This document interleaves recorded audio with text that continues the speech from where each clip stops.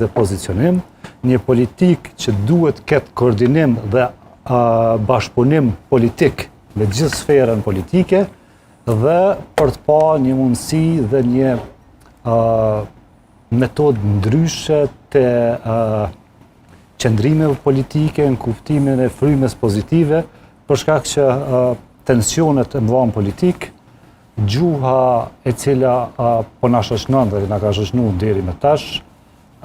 e kanë pezmatuar qytetarin dhe pak a shumë edhe qytetari po ndihet indikuar nga veprimet e politikanëve. Po ashtu kemi pasur shumë sfida në rrafshin e sigurisë, në rrafshin e politikës së jashtme, por edhe këto të brendshme, korrupsioni, nepotizmi dhe pjesë të tjera. Ja munduar që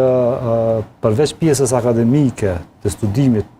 shpesh herë njerëz thonë që nuk të lodh politika, unë jam i shkolluar në çfarë drejtim të politikës.